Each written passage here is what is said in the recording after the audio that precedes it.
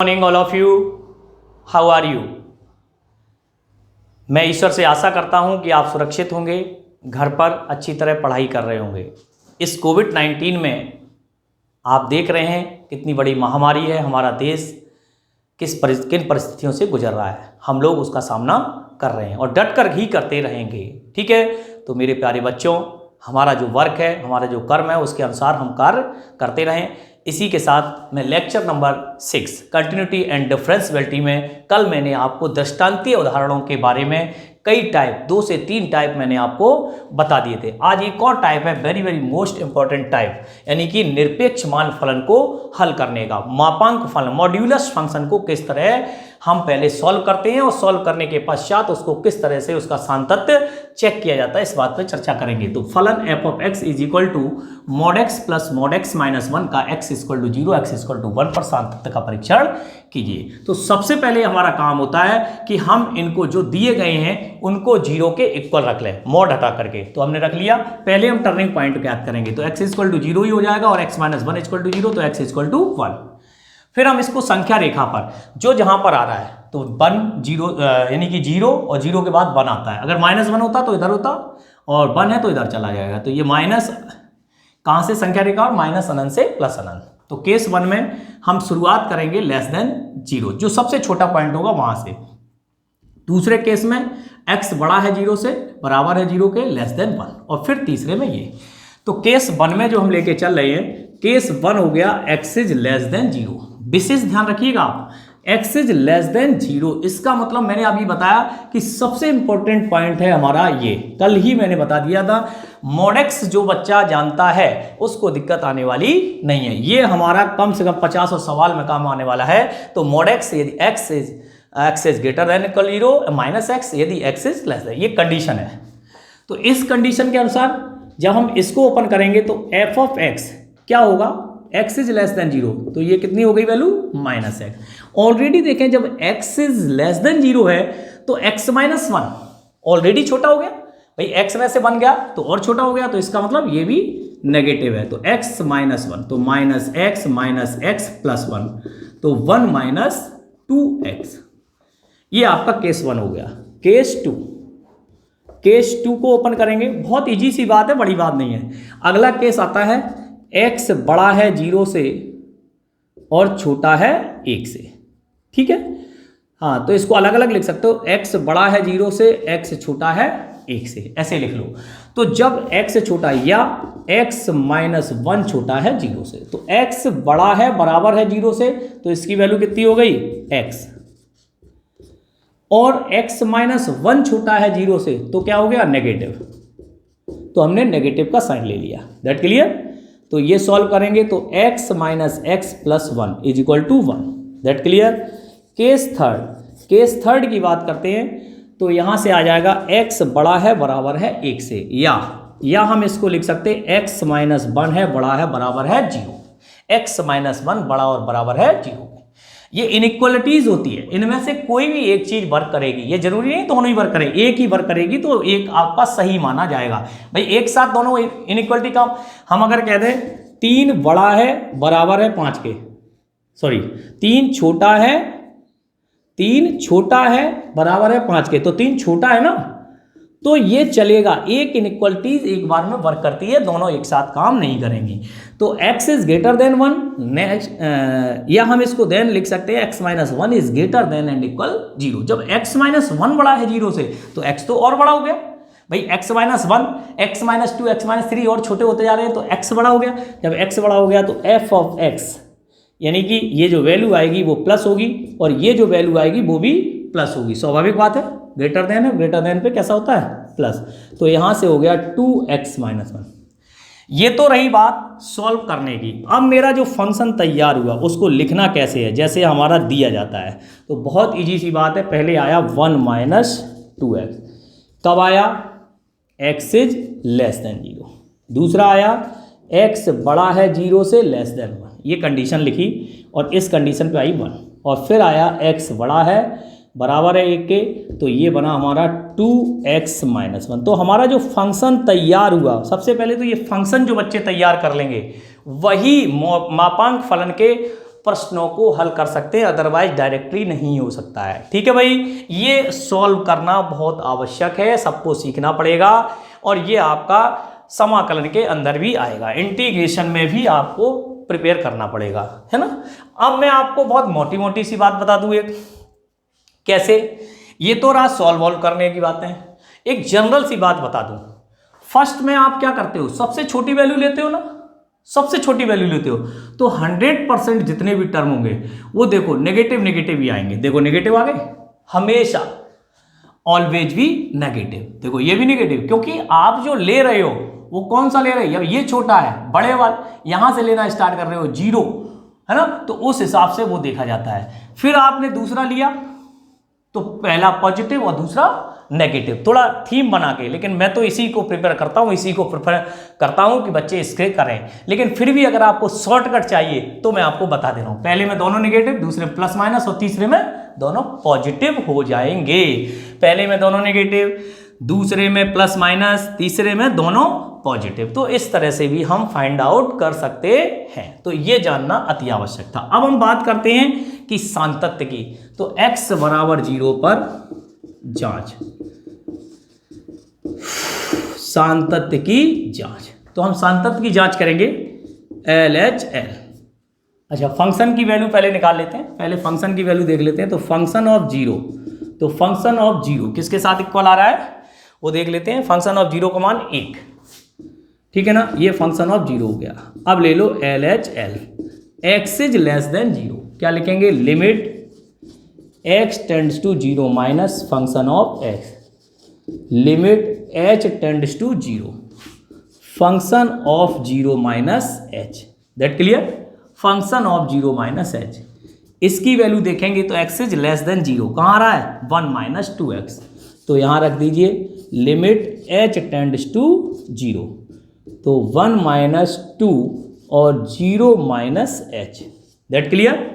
यहाँ से चले तो लिमिट h टेंड्स टू 0, ये वैल्यू हमने कहाँ पे रख दी, इस वाले फंक्शन, फंक्शन भी पहचान लें, जहाँ पर है वहीं लिखा जाना चाहिए।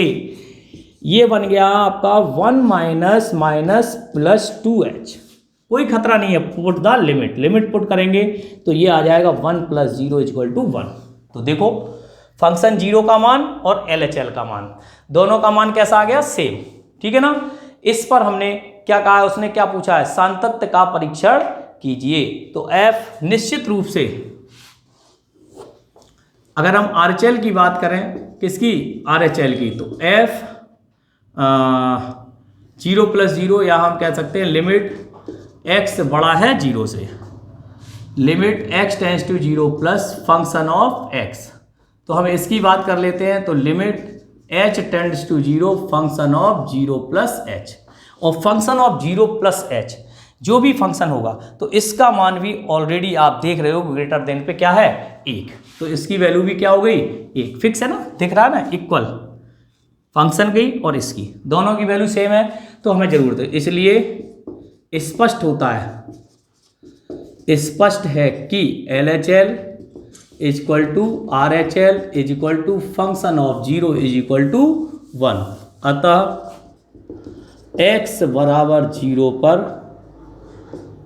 x बराबर 0 पर फलन संतत है, ठीक है।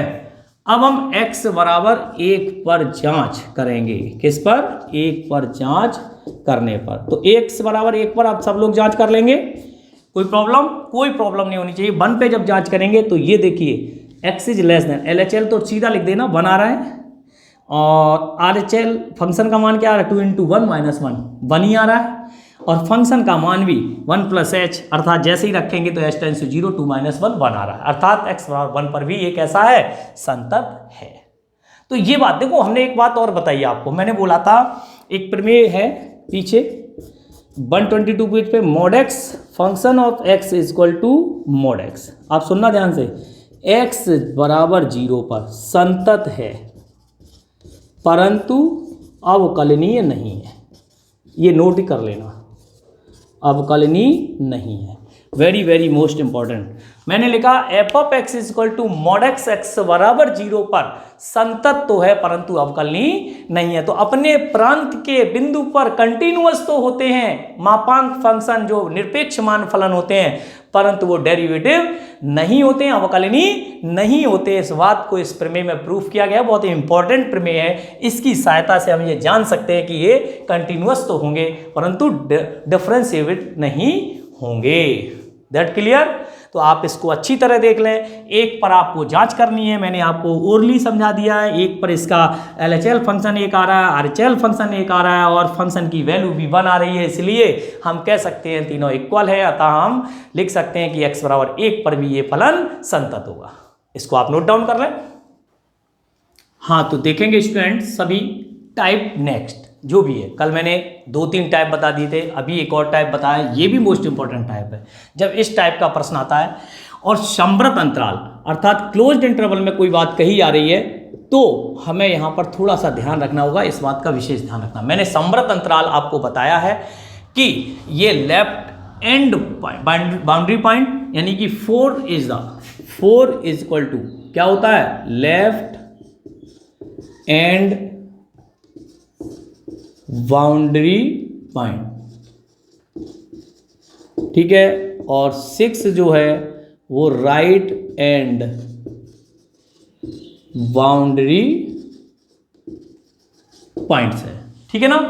तो जब ये राइट और लेफ्ट बाउंड्री पॉइंट्स होते हैं तो इससे पहले कोई बिंदु नहीं है और इसके बाद कोई बिंदु नहीं है, तो इसके पहले नहीं है तो इसके बाद का फाइंड करते हैं, अर्थात मैंने आपको बताया था, है ना। और इससे पहले का फाइंड करते हैं। तो हमें क्या फाइंड करना होगा वो चीज़ आपको समझनी होगी। और उसने पहले से ही कह दिया कि ये फंक्शन जो है इसमें कैसा है, कंटिन्यूअस हो, तो ए और बी के मान फाइंड कीजिए। तो सबसे पहले हम क्या करेंगे, दिया तो है ही ऑलरेडी, क्या दिया हुआ है कि ये संवृत अंतराल में कैसा है, संतत है। चूंकि ये हम जानते हैं, चूंकि दिया है कि फलन एफ ऑफ एक्स संवृत अंतराल 4 to 6 में कैसा है, संतत है। तो हम वैसे भी f of 4 फाइंड कर लेते हैं क्योंकि इसकी वैल्यू ऑलरेडी हमें दी गई है। कितनी दी गई है, 3। तो इसमें कोई ज़्यादा दिक्कत की बात भी नहीं है, ना ज़्यादा कुछ करना है। इसको इक्वेशन नंबर 1 कह दीजिए। और दूसरी बात 4+ अर्थात हम जो फाइंड करेंगे वो हमारी क्या वैल्यू होगी वो हम देख लेते हैं। तो हम RHL फाइंड करेंगे, तो RHL फाइंड करेंगे तो RHL के लिए x is greater than 4, okay. तो limit x tends to 4 plus function of x is equal to limit h tends to 0 function of 4 plus h। और 4 प्लस h को valuate कर दें इसमें, लिमिट h टेंड, इसके लिए ये वाला फंक्शन आएगा। तो यहाँ से हो जाएगा a और 4 प्लस h और प्लस b।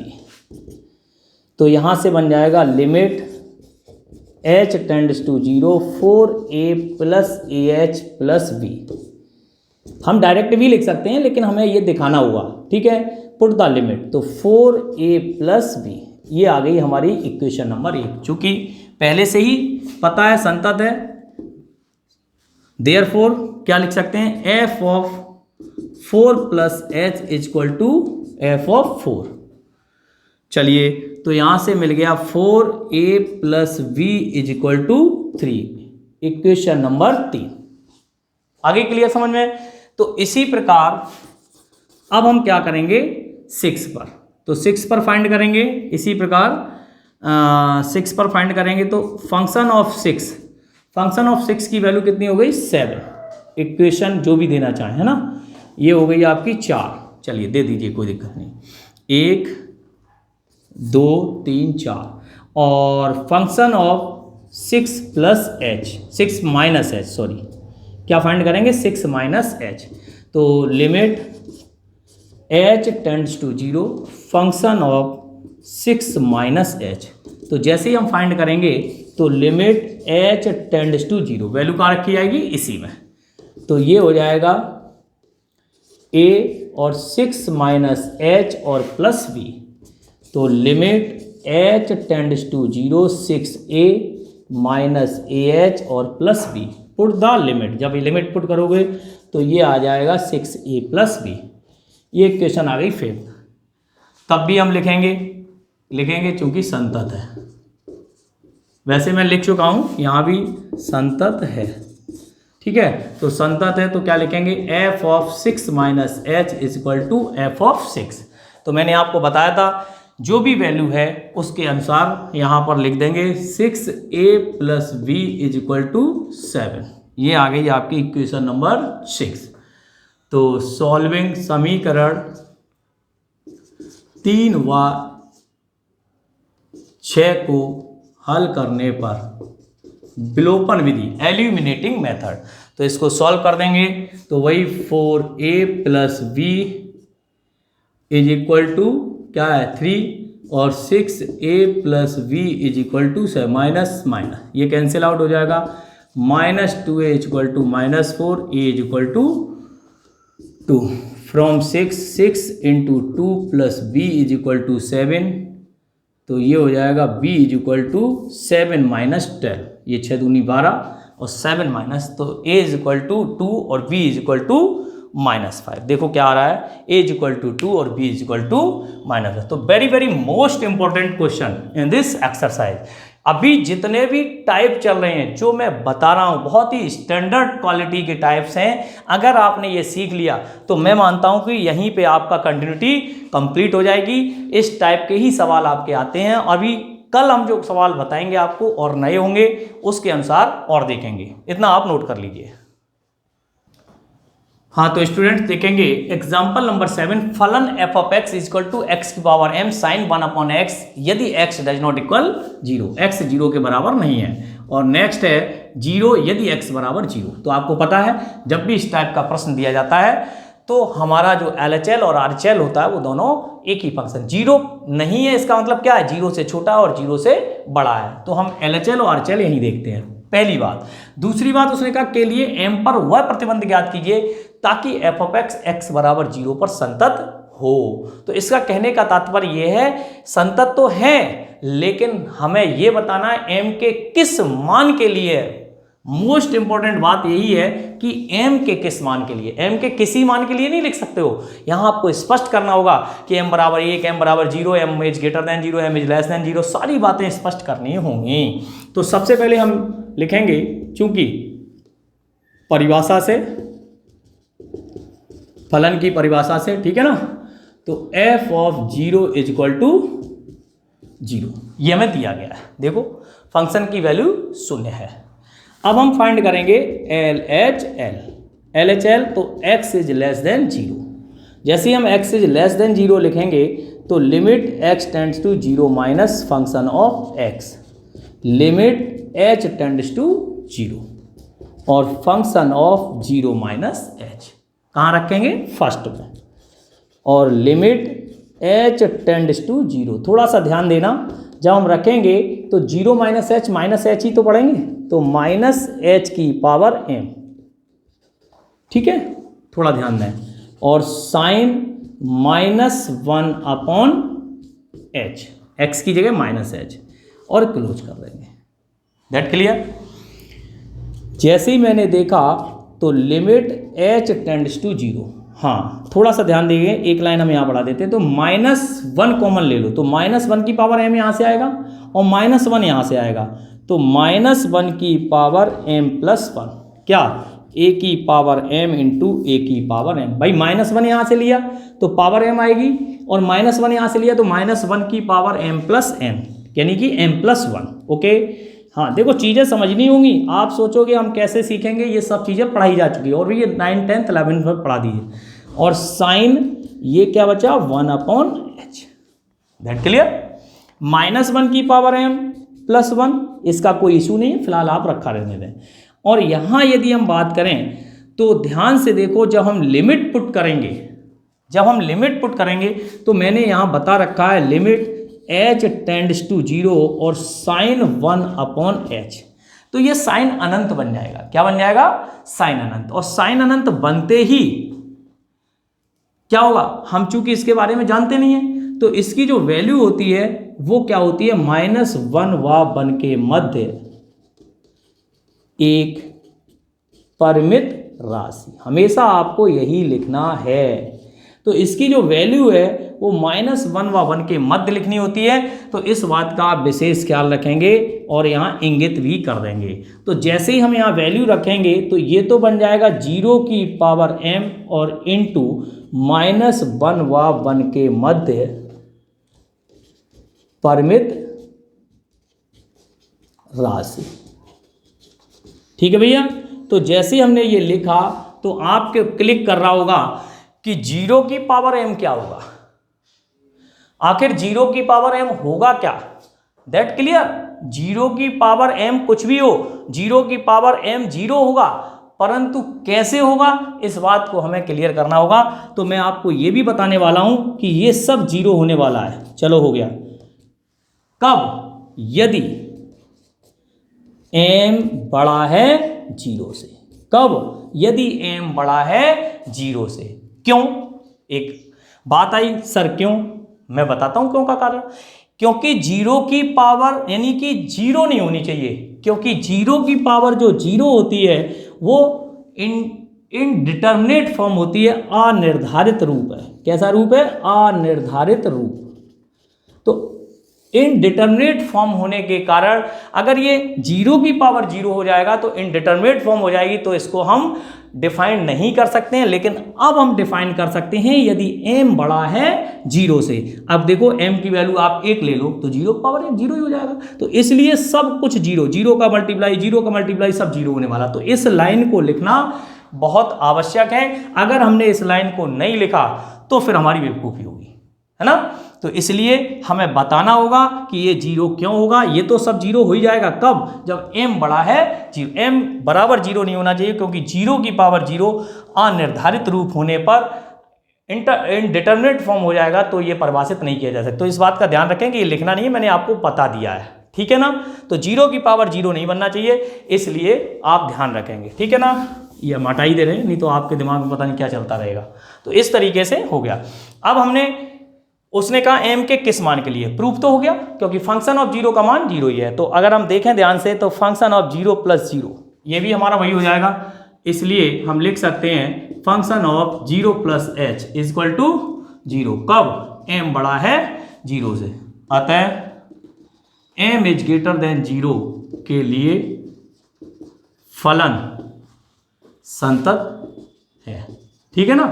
इस बात को आपको स्पष्ट रूप में बताना होगा कि क्यों होगा, कैसे होगा। ये बहुत ही इंपॉर्टेंट प्रश्न होते हैं इस टाइप के, क्योंकि इनमें क्या होता है, बहुत छोटी सी क्वेरी होती है। दिस